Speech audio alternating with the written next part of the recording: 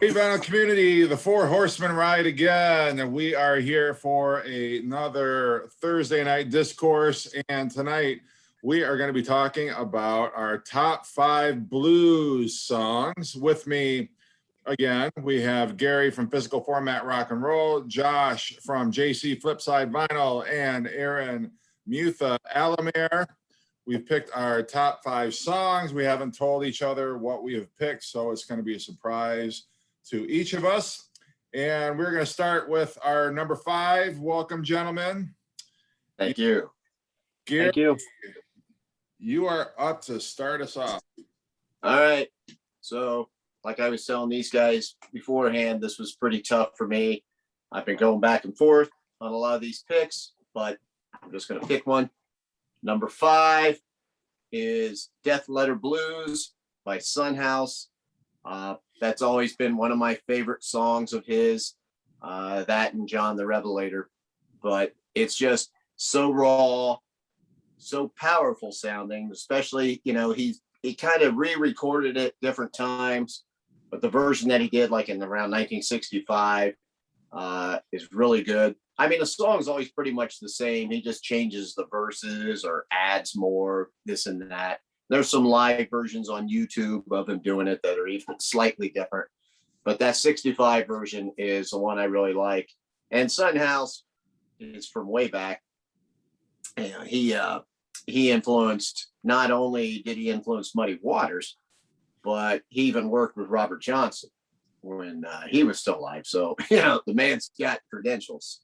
And that song, his voice, he definitely has a unique voice. I think it's rough, but it's not like a Blind Willie Johnson kind of rough thing. He definitely has a certain cadence to his voice, and his guitar playing is rudimentary, but he does a very good job of it. He carries that tune. He's playing one of those National Steel slide guitar things, and he's got a percussive sound going to it when he does it, and it's just one of my all-time favorite blues songs. I've always loved that. Number 5, Son House, Death Letter Blues. Great song. Cool. My number 5 is Son House, Death Letter Yeah. Blues. This is a fantastic song. Some of you may know it by the White Stripes cover, or maybe you heard the Grateful Dead cover. So many bands have covered this. What struck me about this song is definitely the lyrical content, where he first discovers that his love has passed, and then he travels to the body, almost to his surprise, like is she really dead? And there she is laying on the cold stone, you know, and then she's buried.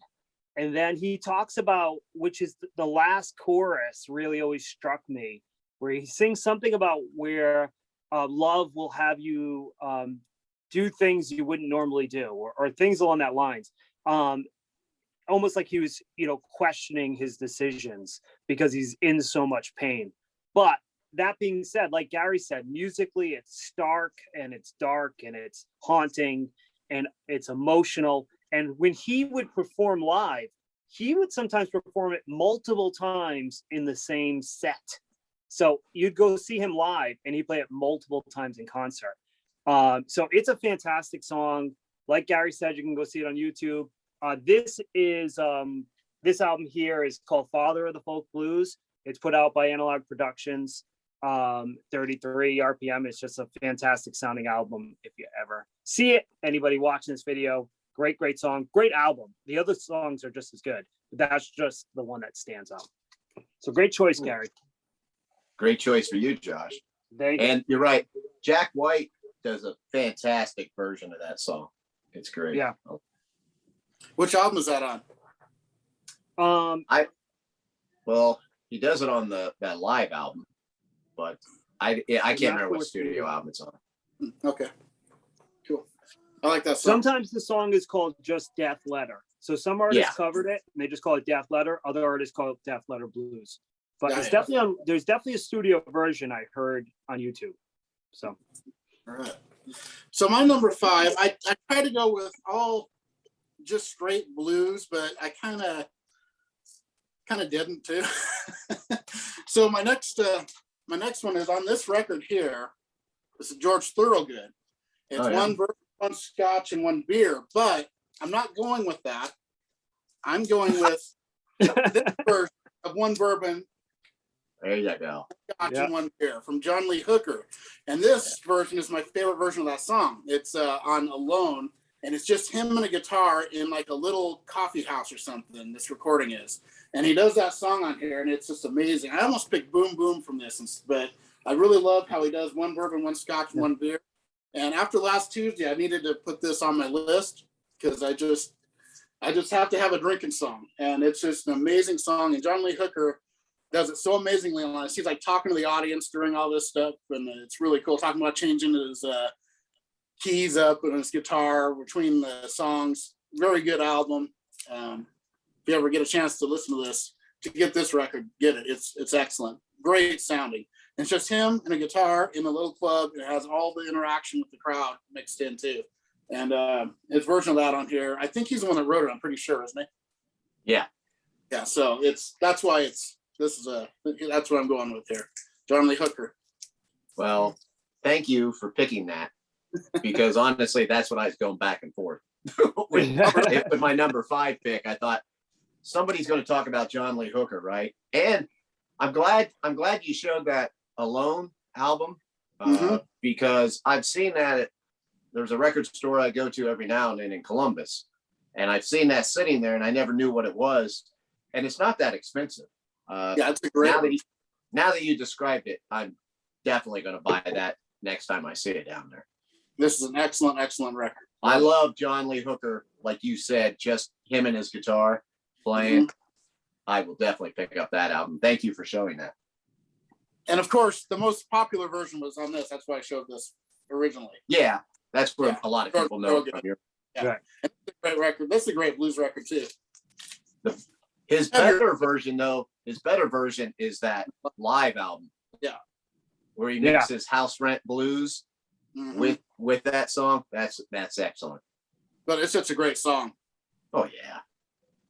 And I was torn between that and Boom Boom, because the Animals did Boom Boom, and I love their version of that one too. Yeah. So. I hear you.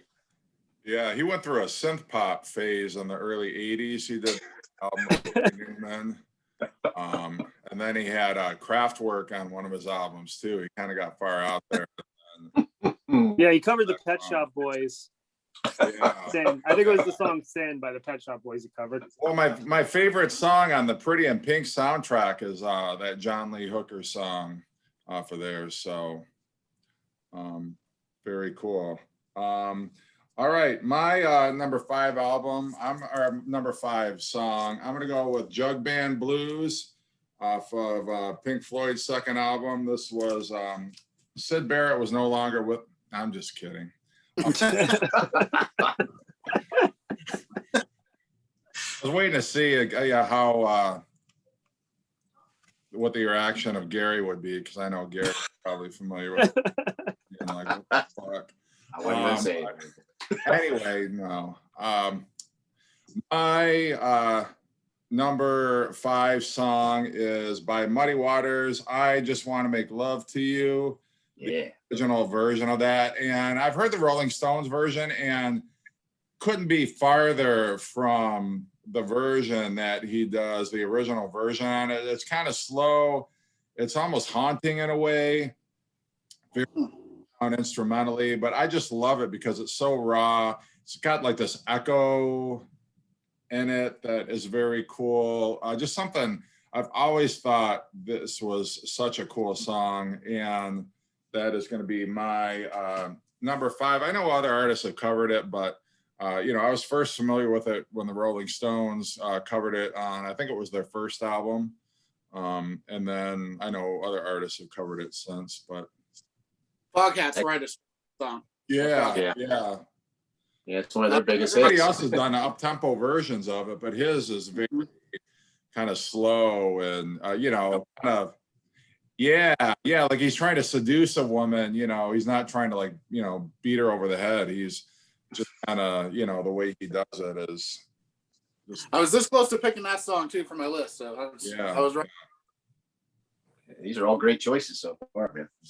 Okay, my number 4, one of my favorite artists. He took Albert King, Buddy Guy, Jimi Hendrix, mixed it in a blender. That's Stevie Ray Vaughan. In my mind, the greatest blues guitar player ever.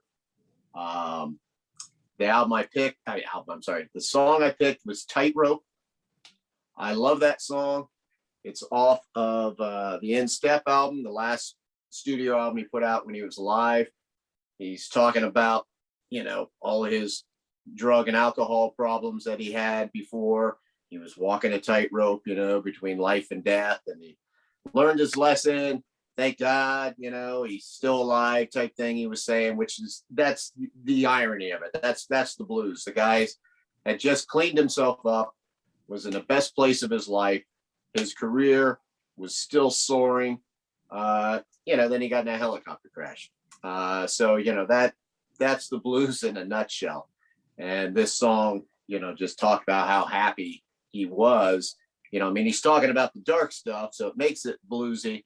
But he's saying, thank God I never found the way out, as in being dead. And that guitar line, it's just sick, And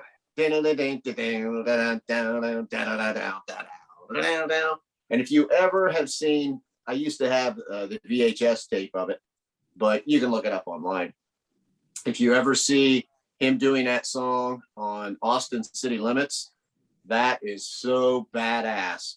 His soloing in that song is just, Stevie Ray Vaughan had that fantastic way of just pushing those notes out of his guitar. And that solo, man, he's just making those spaces, and he's just, oh man, it is just ripping. It is just an amazing guitar solo. Every time I watch that sucker or listen to it, I get goosebumps. That, Stevie Ray Vaughan live was untouchable.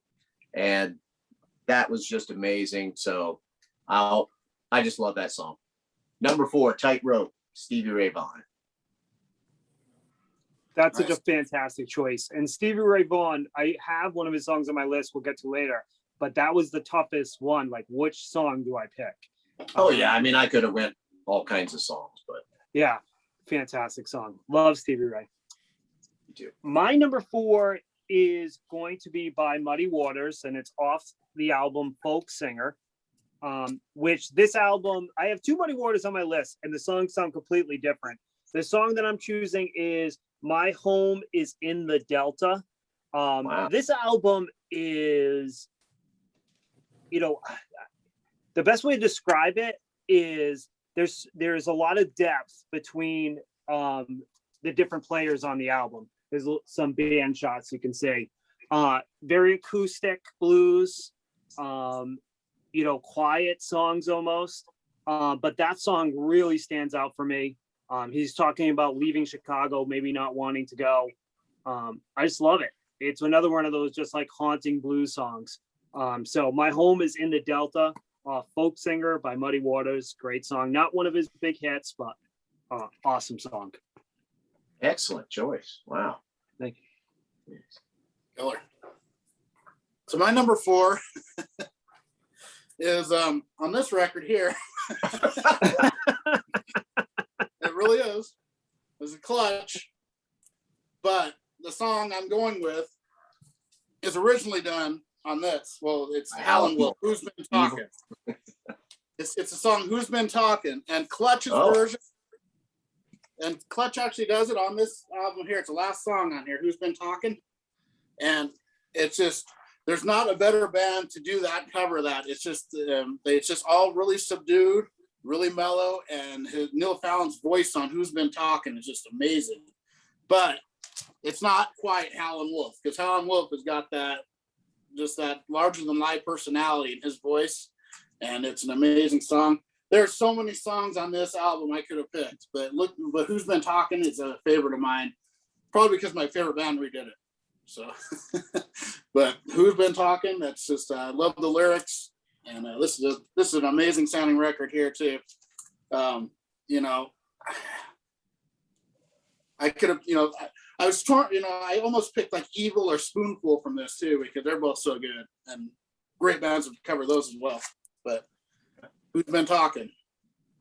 Yeah, there was no one more animated than Howlin' Wolf when it came to Yeah. the blues. I love Howlin' Wolf. Oh yeah. So good. Mm.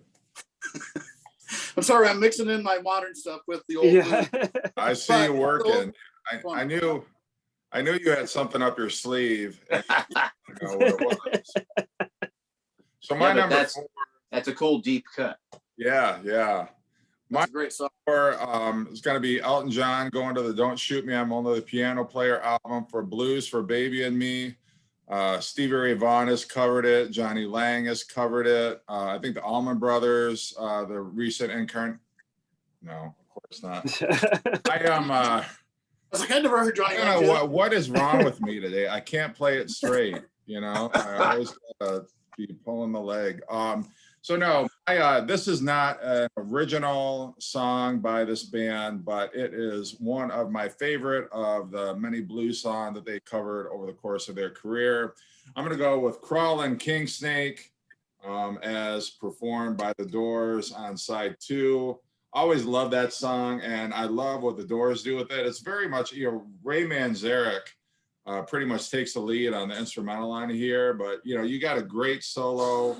On here from Robbie Krieger, but it's just, it's raw.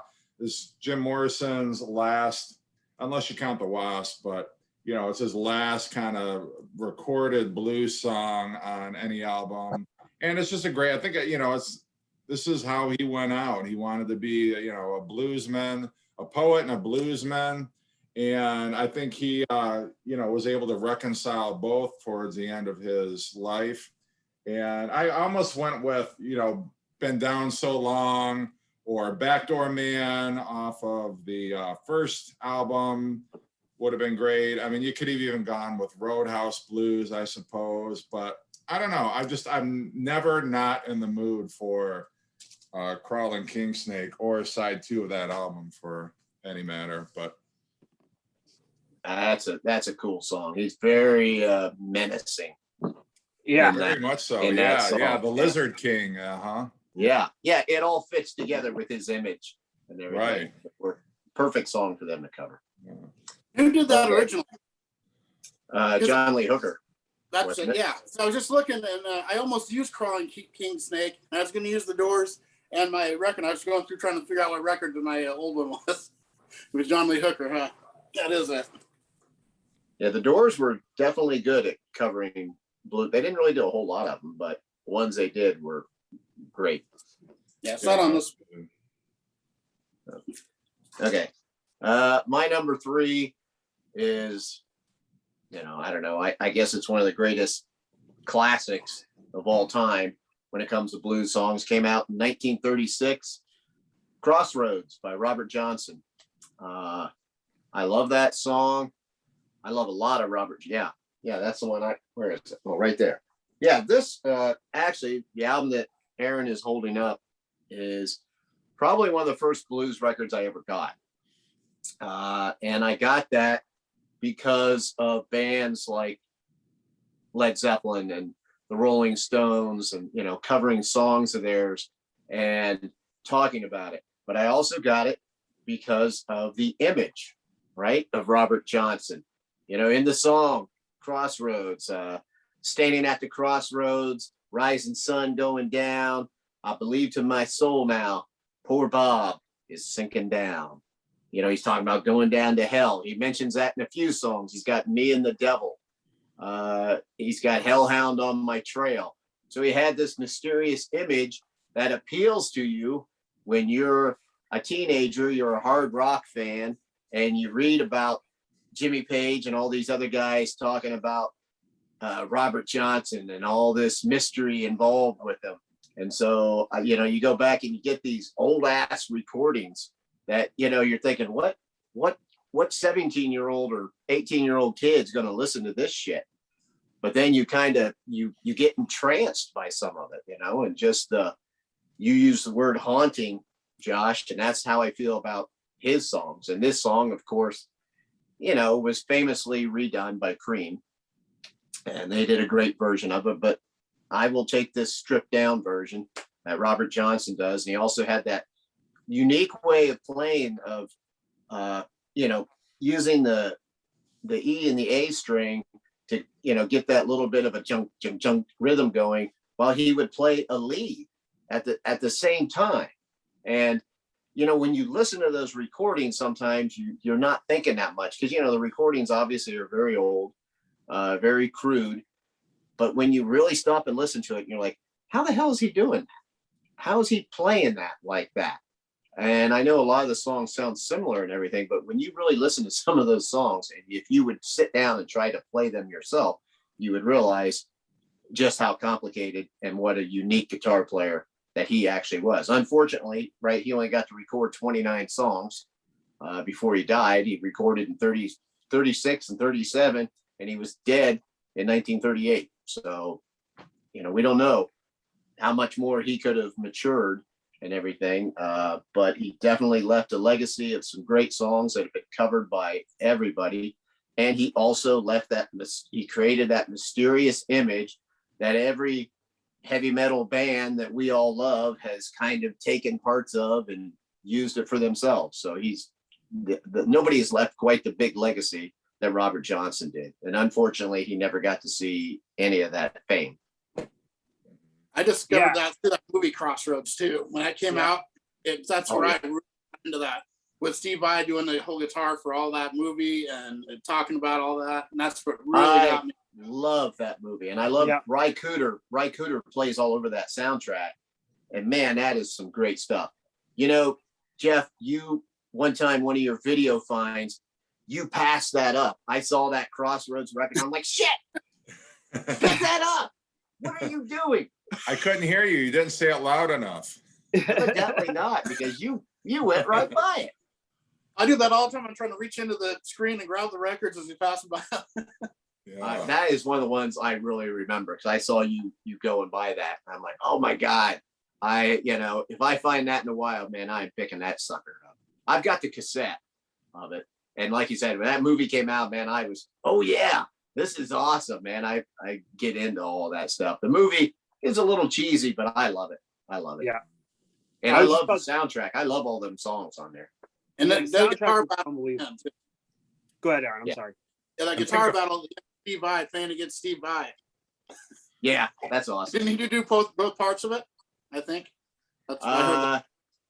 Yeah, I'm not sure if the very beginning part of it, if that was like Ry Cooder, like some of the slide, but definitely once Ralph Macchio's character goes into the classical part, yeah, it's all Steve Vai going back and forth. Then, yeah, and that's an amazing part of that movie. That's great.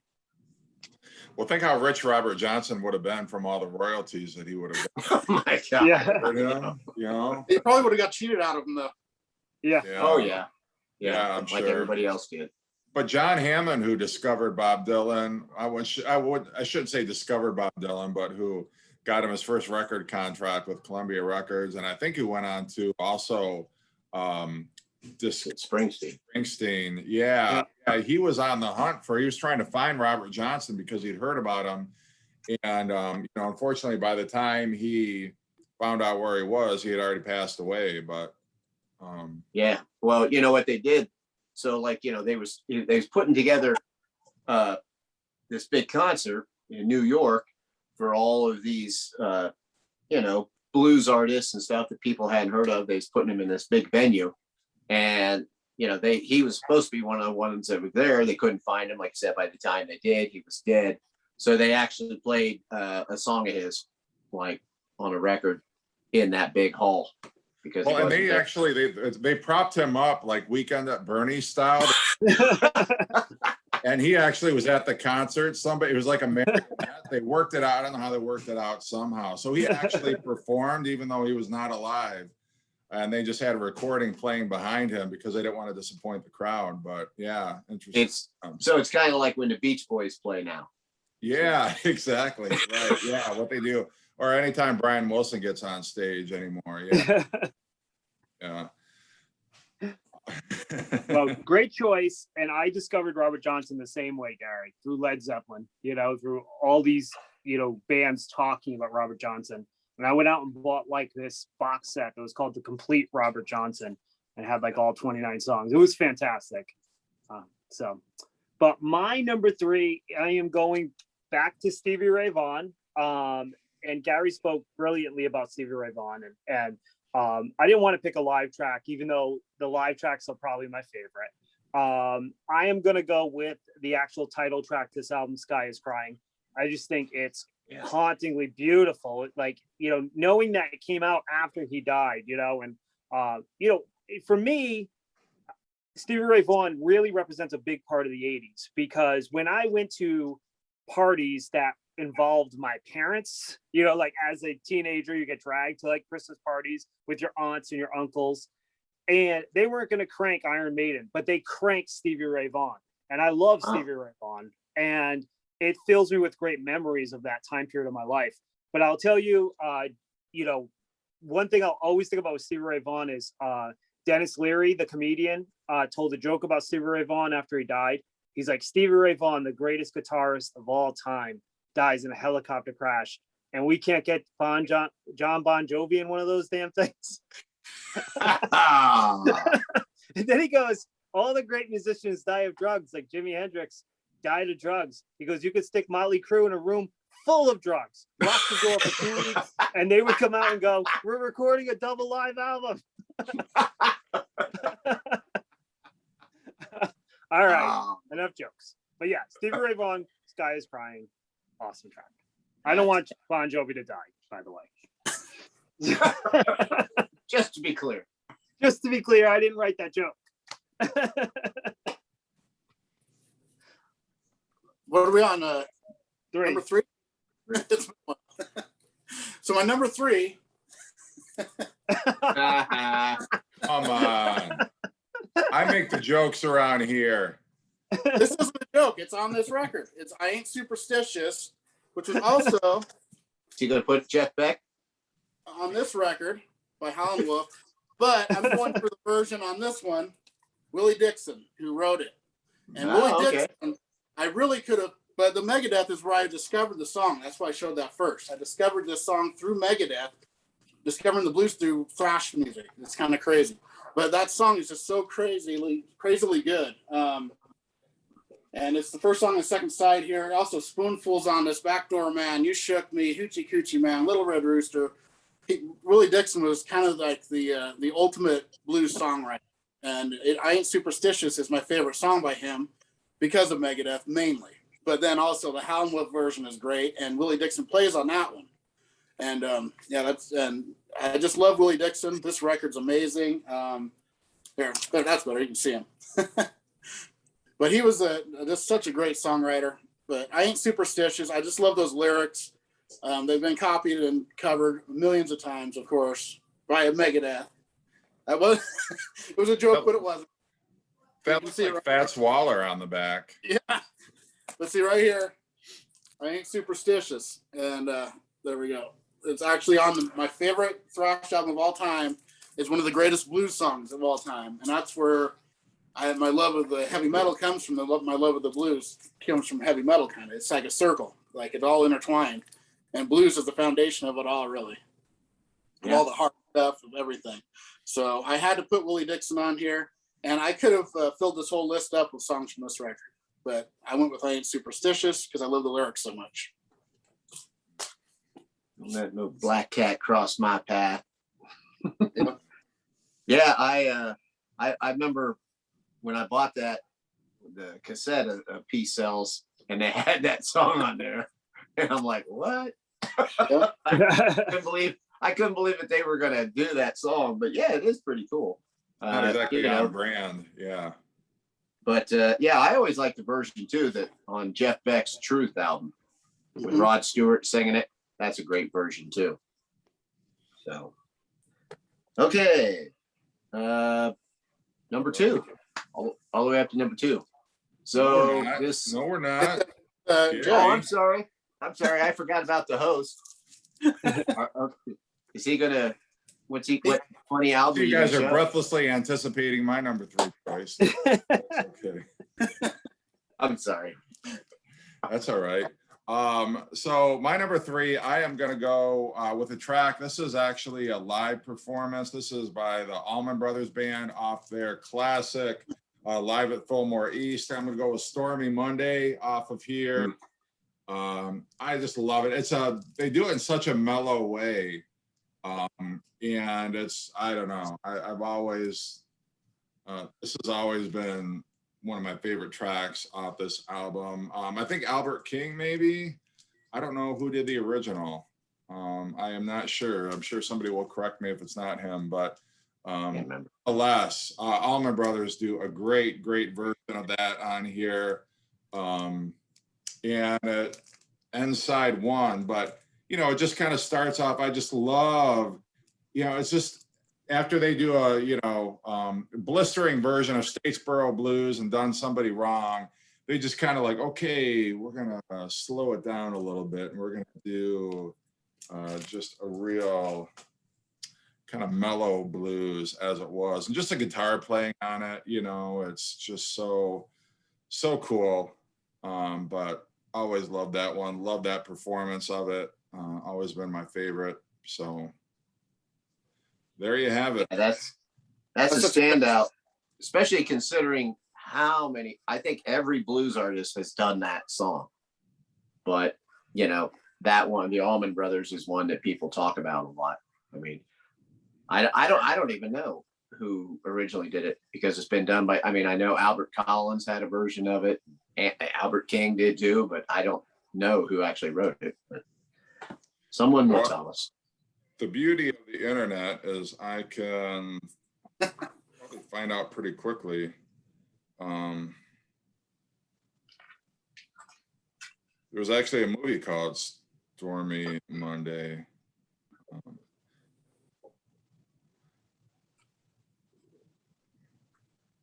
T-Bone, I don't know who, I don't know if we're gonna get to the bottom of that.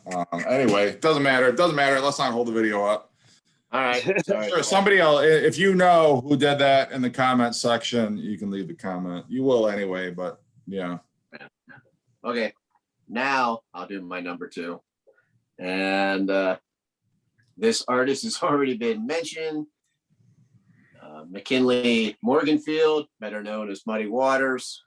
And the song I picked was Hoochie Coochie Man, just because I just think that's a powerful version.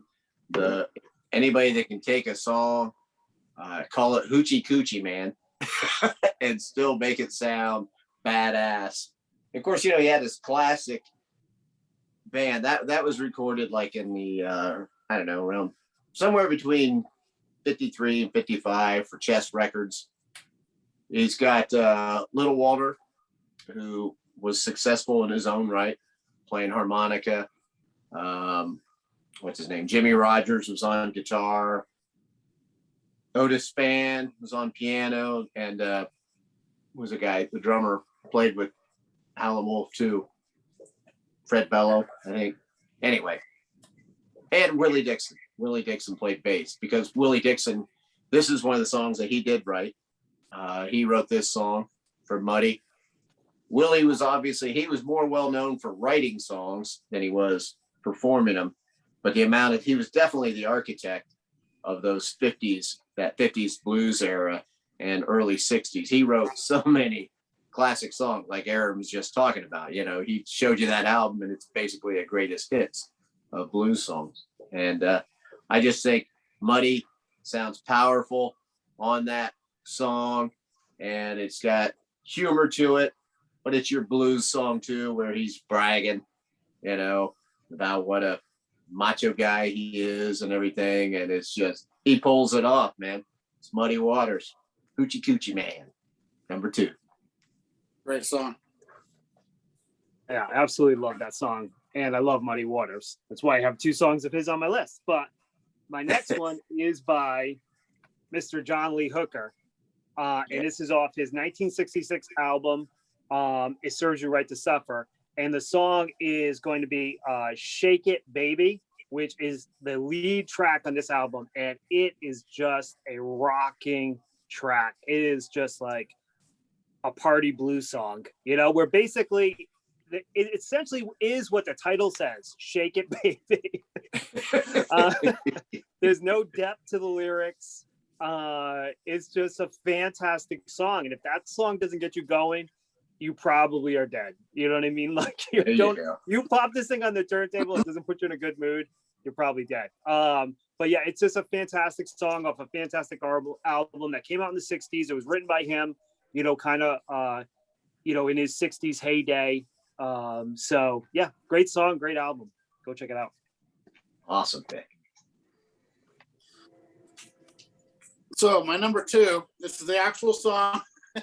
So I was trying to go with like all just straight blues, but I had to throw one in that was by a band that's not a traditional blues band, but this is one of my favorite blues songs of all time.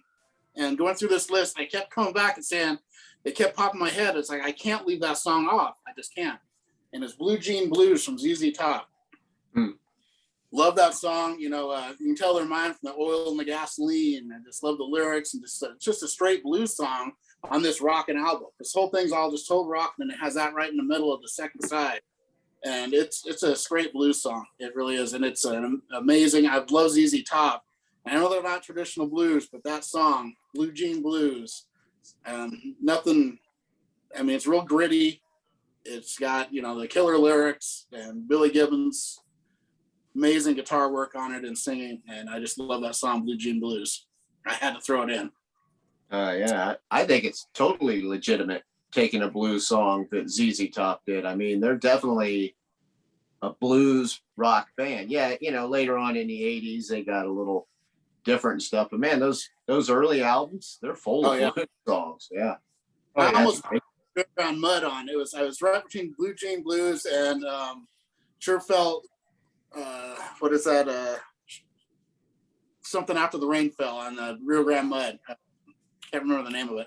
But those are my 2 favorite blues songs I did. But Blue Jean Blues, there's always sticks out to me. Whenever I hear it, it's like, just gets me in that mood, that bluesy mood. And I just love that song. And I tried to keep it off my list and I couldn't. I was going to put a Muddy Water song.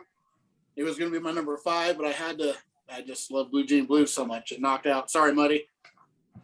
That's a great choice, man. The Muddy Water song I was going to put was Got My Mojo Working. I love that song. I really got there. But I had to go with Blue Jean Blues. So, well, Josh and we got your Muddy Waters going. So. Yeah, we got enough money coming up. All right. Well, my number 2, I'm going to go to the Robert Johnson catalog. And in the 1960s, some old Robert Johnson recordings were unearthed that had never been heard before. And so this is a cover of one of those lost tracks from Robert Johnson. And it is on my favorite Rolling Stones album, Let It Bleed. I'm going with Love in Vain. Always love that. Just great slide guitar on here. Great Mick Jagger vocal. Obviously great lyric because it's Robert Johnson. But yeah, it's, one of the few slow tracks on here. Maybe the only slow one other than You Got the Silver. But still, I think it's one of their best blues covers in my mind anyway. And I always had a soft spot for that track on that album. One of the reasons why it's one of my favorite rock albums and my favorite Rolling Stones album. Awesome. Yeah, that's great. I think that the Stones doing Love in Vain and John Hammond Jr. doing Come On In My Kitchen, those are my favorite 2 Robert Johnson cover versions. Is those songs, right? They're both excellent songs. Yeah, that Rolling Stones version is spot on, man. It's different. They change it. The chords are the same, but like you said, they add the slide and everything, and it's just great. It's a great song. Good choice. All right, we're now number 1. Okay, number 1. Going to the big guns here. Nobody's bigger than Chester Burnett, also known as Howlin' Wolf, right? There's so many, luckily you guys have been talking about him a little bit, mentioning some stuff. Aaron was mentioning a bunch of songs. The song I went with was Smokestack Lightning. I picked that one in particular. One of the reasons is because he actually wrote that one, as opposed to he did a lot of covers of Willie Dixon. But that one he wrote, it's kind of he had the idea years before. The actual song didn't come out until I think I don't know, 64 or 5, somewhere right around there. And it's got Hubert Sumlin on there playing guitar, who's a great guitar player, great blues guitar player, plays on those songs. And it's just basically one of those droning kind of songs that, they just keep doing that same guitar line all the way through it. It's all like in E minor, I think. And it's just great. They could take I love songs where somebody could take just one riff and just kind of repeat it to where it's that cool. And, they can put a melody around it. And Howlin' Wolf does that. The song itself is kind of like just a bunch of different blues lyrics thrown together. Smokestack Lightning, the term itself is talking about like when a train is going down the track and the smoke coming out of it and the sparks. That's what Smokestack Lightning is. And everything else is just basically, let's take some lines here and there and throw them in. But it's also one of the songs that Howlin' Wolf does is on there. And I love it. I love it when he does that. Like Moaning at Midnight, songs like that. Those are some of my favorite Howlin' Wolf moments. And of course he's got that, like you guys, Aaron was already saying, he's got that great big voice. He was a big man himself too. And he was feared by a lot of people. He was respected by people. I love that video. You can look it up there where the Rolling Stones were on some kind of show, some music show that they had back in the 60s. And when they went on, they said, well, we want to have Howlin' Wolf come out here.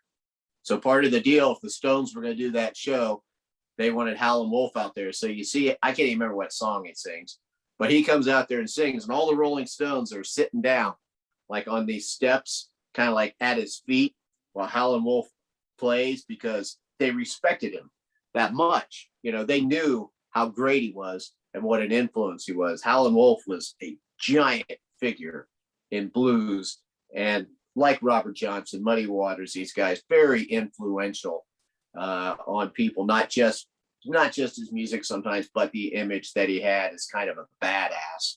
And that transferred later on into rock and roll. I mean, pretty much, 90% of the rock bands that we like, the classic rock bands, they would all tell you, oh yeah, love Howlin' Wolf. Just great. And Hubert Sumlin, his guitar player, who came up with a lot of those riffs too, just right there with it, man. Those guys were a 1-2 punch, man. So Smokestack Lightning, which also was a hit for the Yardbirds. They covered it just a few years later. So that's my number one. On that same episode, Howlin' Wolf actually beat the shit out of Brian Jones on live television because he asked him to. He said, "Do you have any other requests?" And Brian Jones was like, "Yeah, well, you beat my ass." He held him down. So He'd have killed him. yeah, He could but he loved wiped it. the floor with all 5 of the Rolling Stones, probably. Yeah, that was Brian Jones always talked about. That was one of the highlights of his life, is getting his ass kicked by Howlin' Wolf. So, all right, Josh, your number 2. All right. So my number 1 is also, it's once again, like I said, by Muddy Waters, off his 1977 album, Hard Again. And it's a huge blues song, very popular, called Mannish Boy, which I absolutely love. There's multiple reasons why I love this song. One, it's just a traditional blues riff.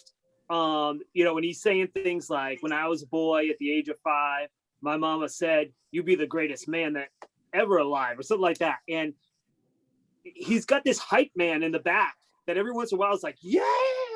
And I love yeah. He gets me so hyped. And I'm like, all I could think of is when I was a kid, the song "I Will Survive" came out, and all the ladies would be like, "This is our female anthem." They're like, this is the song that unites all women, that we're not going to put up with you deadbeat men.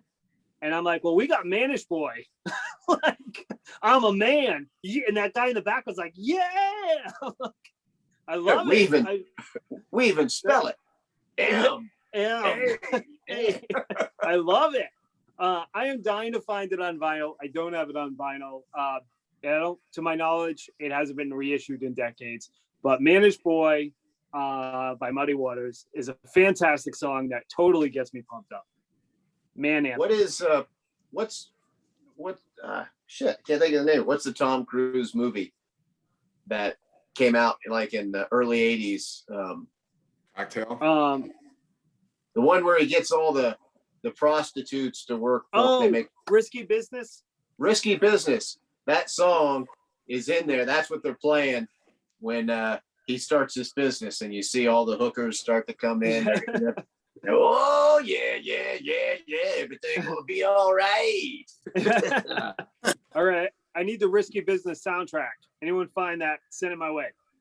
Yeah, you need to watch that movie again. They play that song. That I remember watching that, and that kind of I think that inspired me to go get the Muddy Waters. And he's got he was working with Johnny Winters right around that time period. Johnny Winters kind of was helping produce him and playing on the album. So that's kick-ass stuff there, man.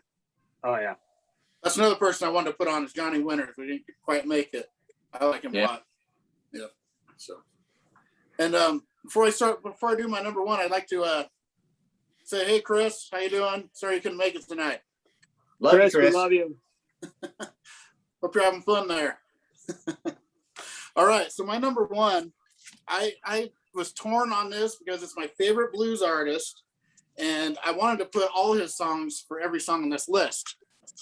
And so I kind of have a tie. And it's the title songs from both these records. It's Johnny Lang.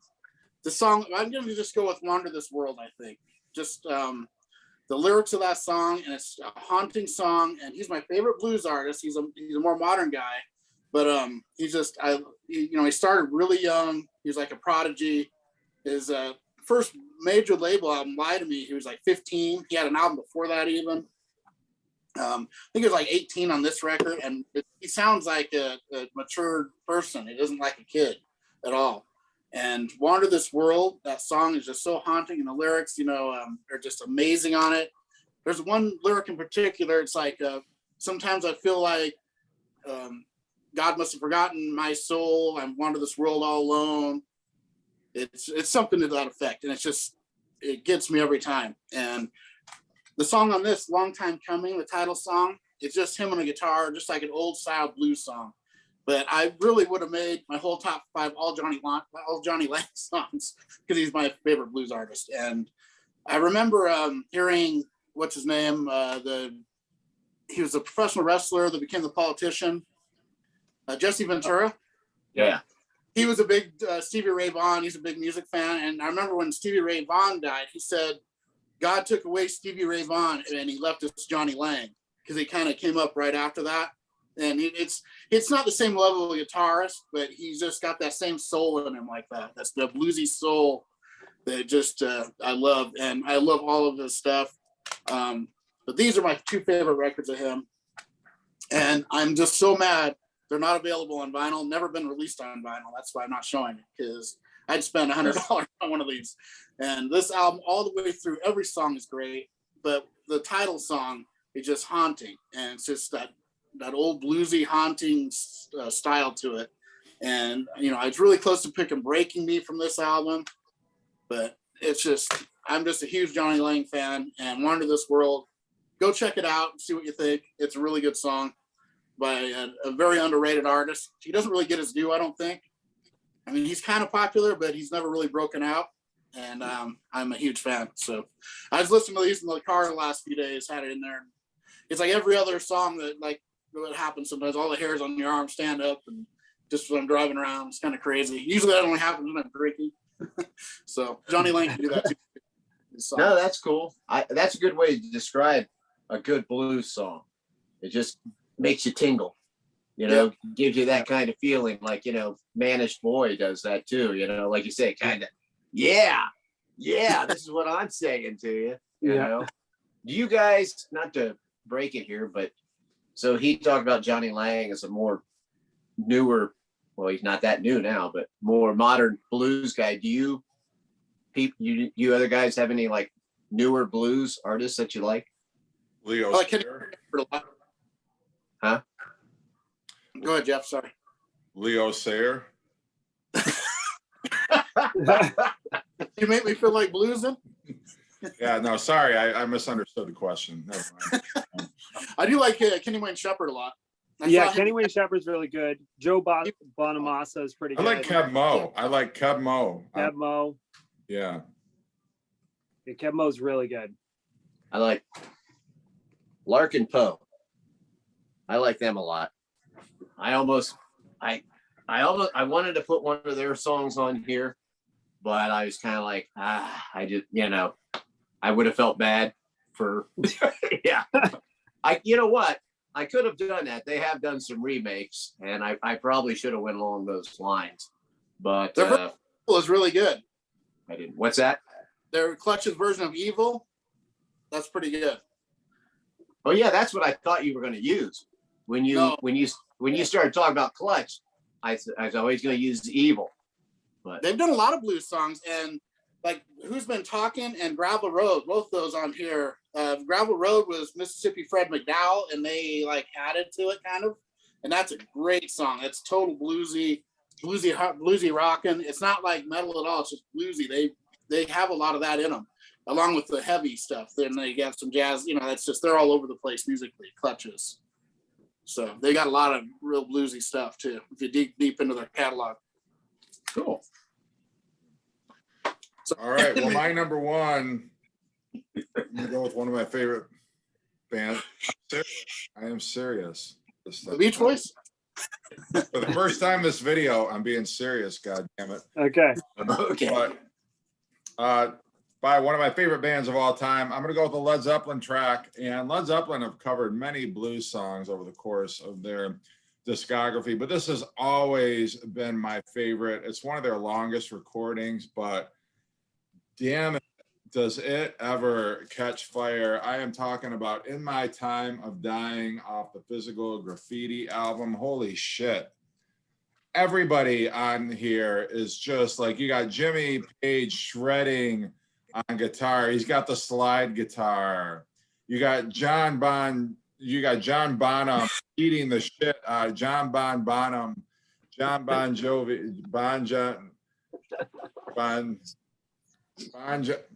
John Bonham.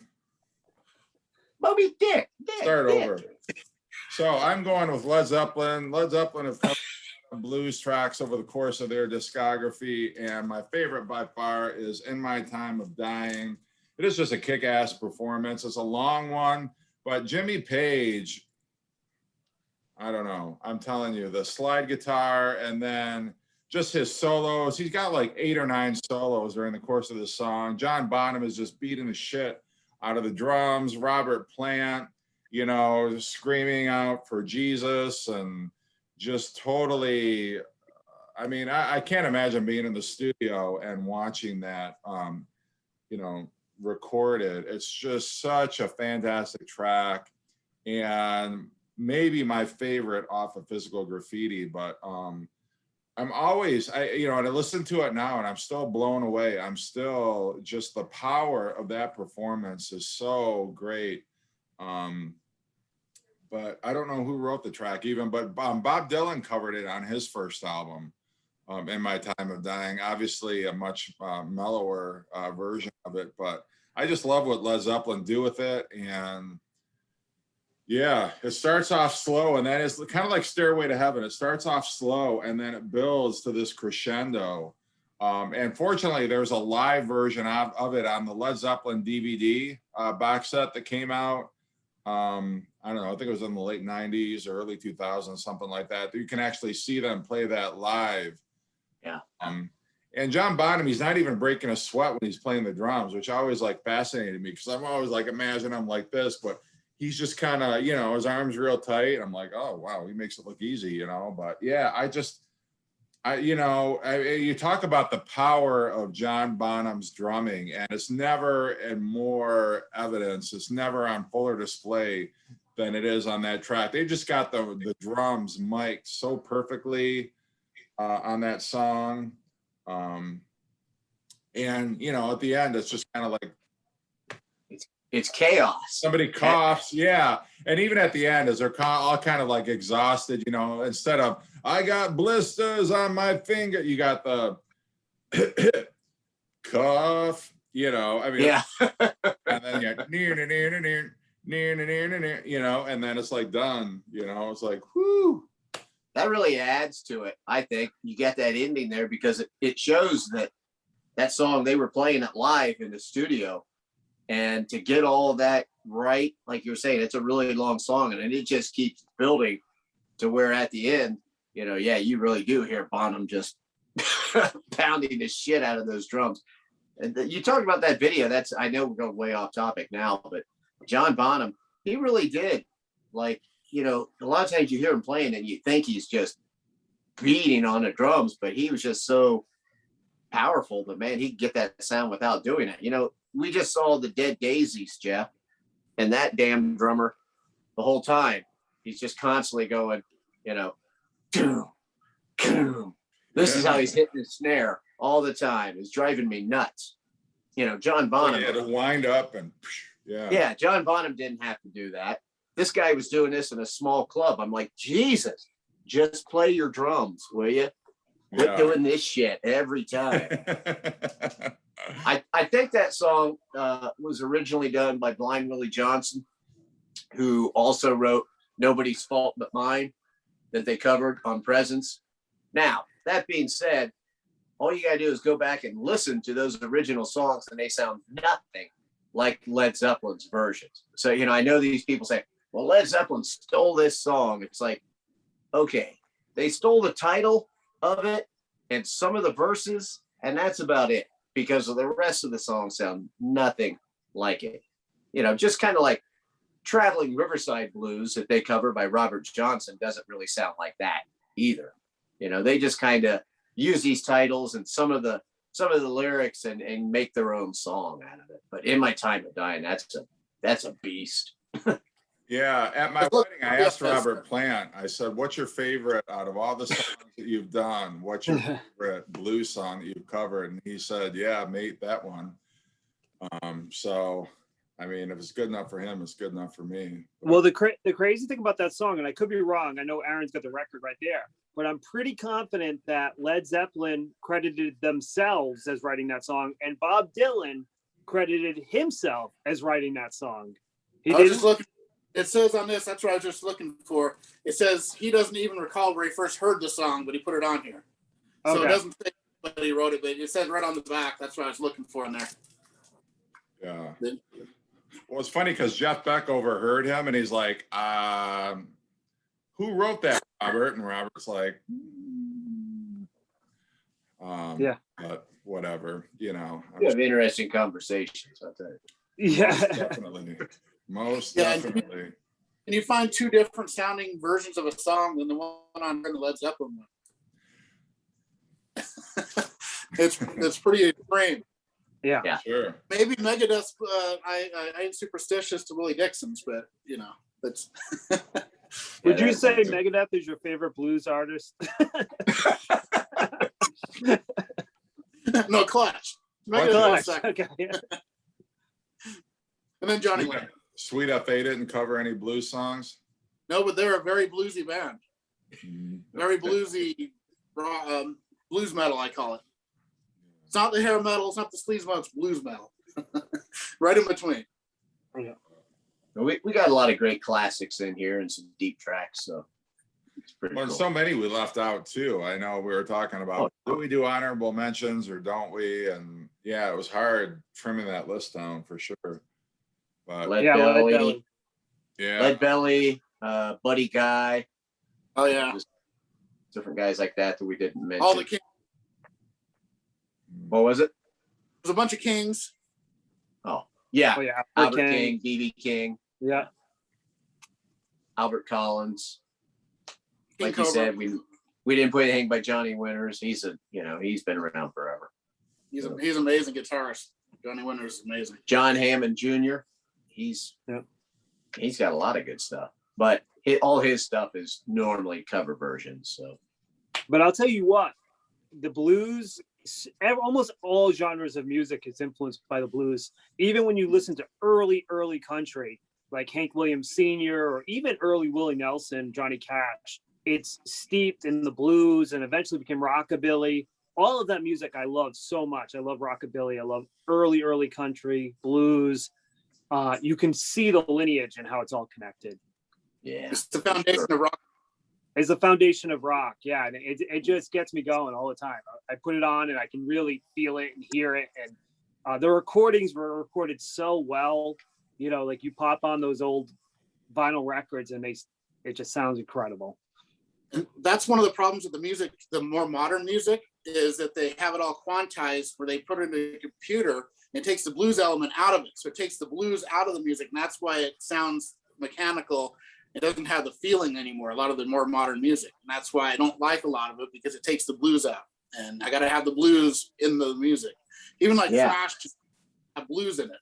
It's like it's like the foundation of it is blues. But a lot of the more modern stuff where it's all computerized, that's what they do is take the blues element out, and it hurts music, as far as I'm concerned. And they're also designing it for your car stereo.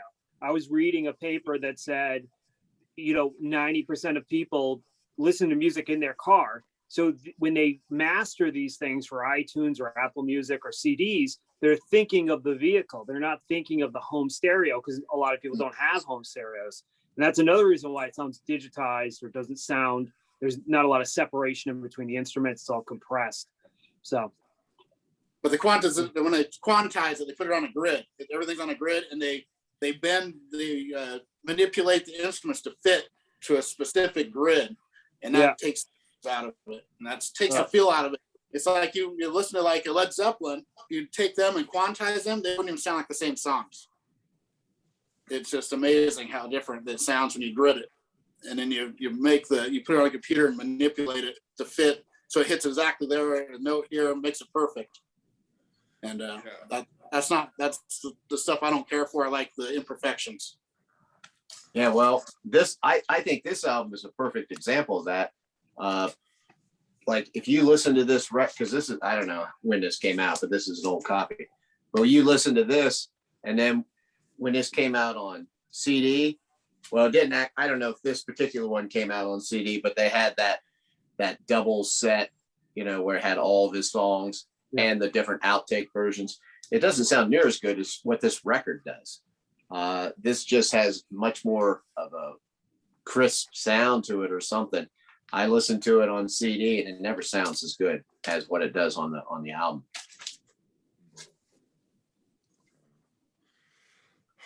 I wanted to include Train Kept a Rollin' by Aerosmith also. Like, how can I leave Jimi Hendrix off? Somebody for sure is going to put Jimi Hendrix on here. I wanted to do Red House because I like that one a lot too. But, that's one of the ones I regret having to leave off. But we need a top 10 to get all those. Yeah, I know. But anyway, that's our blues episode. So we will be back next week as a quintet, I believe. So sorry we couldn't have Chris with us this episode, but thanks everybody for watching. What are your favorite blues songs? Leave them in the comment section. As always, take care. Be good to yourselves. Be good to each other.